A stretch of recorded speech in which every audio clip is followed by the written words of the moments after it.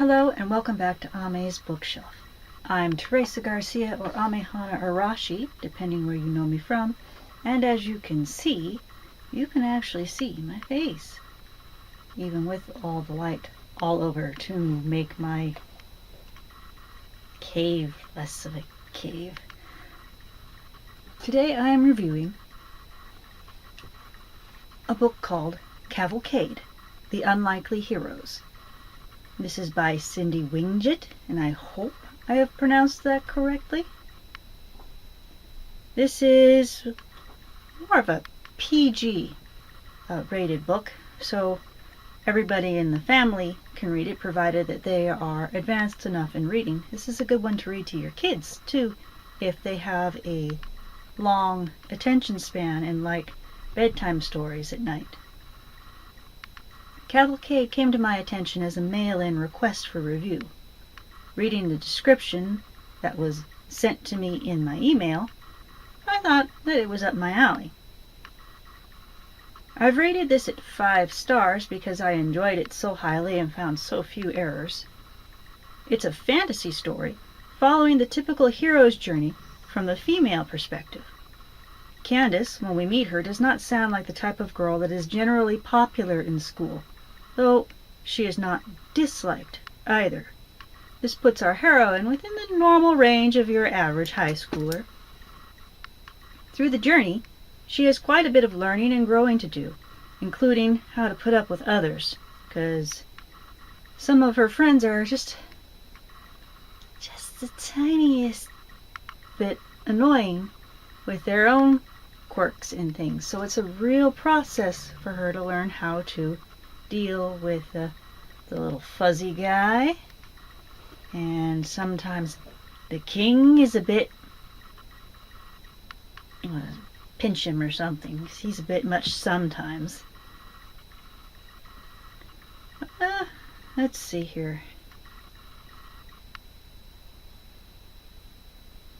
So anyway, she has to learn how to deal with all this stuff going on within her own party, as well as stay true to her objective of freeing Gildrid, the wizard, and overthrowing the evil Enchantra, who, is the one that has kidnapped Gildrid and killed another wizard and just generally made a mess of the place. It was brought to my attention that the person who suggested this book for me to read found it similar to the Enchanted Forest Chronicles, which she also loved as I did. It was mentioned that it was similar.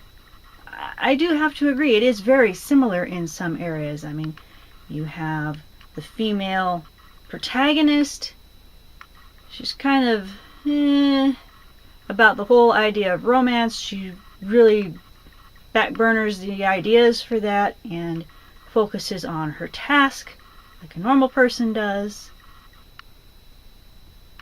Right. And just is a real go-getter.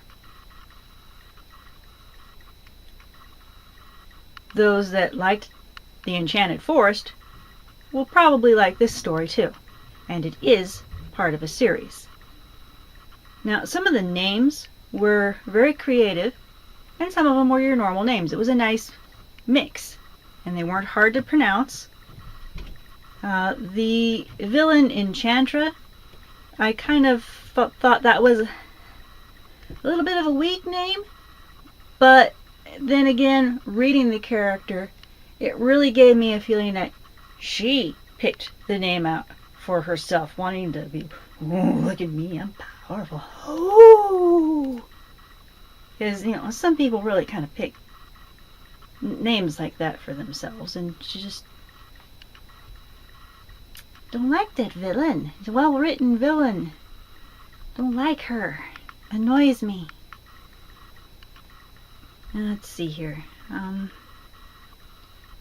Looking at my notes here, because I ramble if I don't have stuff.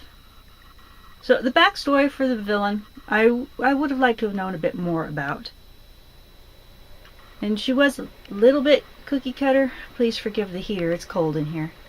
She was a little bit cookie cutter, but that's hard to get around when you're writing a villain, because, you know, villains all kind of tend to operate the same way. We see them in our own society, and if you write them realistically, they're gonna still be, you know, that way. Moving on from that, as I mentioned before, there was a little bit of romance in this book. It wasn't overbearing. It was very well done, very much not the main plot. So I really liked that, and I liked the lesson of how important friends were. That's a very big one in today's society. Moving on. The mermaids. Yes, there are mermaids in this book. They're annoying mermaids. There's 3 of them. There's always been 3. They're very flirtatious to the king, who, well, from the point of view of our heroine, it's kind of hard to decide, you know, does he reciprocate?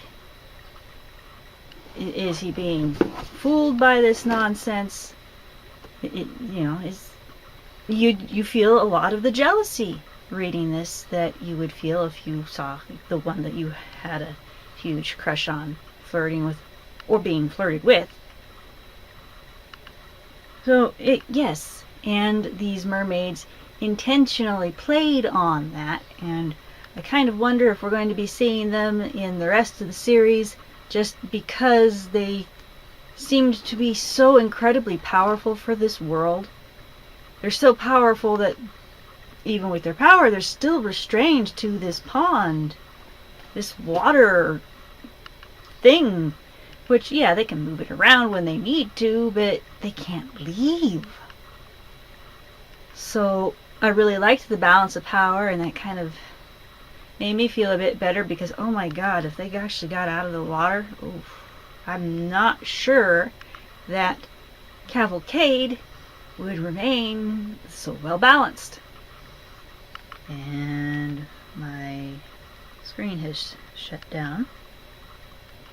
Character development was rather well done, as you can probably assume my feeling from the other things that I've said so far in this video. It was believable, it was steady. All of the characters really did seem to grow, except for Enchantra, who, well, dog, really. Sorry about the noise of the dogs in the heater. It's winter, it's cold, and the dogs like me. Yes, I like you guys too, but if you're gonna be in here, you gotta chill. At least they're calm. So, yes, the character development was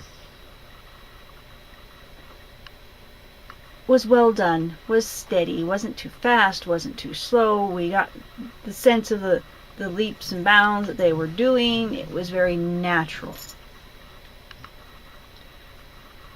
And that's really all I have to say. There wasn't a whole lot wrong with this book. It was a great read. It was very fun. This is going to be great for your teenagers, for your middle schoolers, for yourself. You know, I would like to see this. This is one that I think would be really, really cool, made into some sort of animated feature. I would love to see that, or see it on, you know, in live action, but I really think that for the realm, it really needs to be an animation. And so that's all I have to say about this. Go find it. You can get it on Amazon. You can get it probably in Barnes & Noble. I haven't looked there.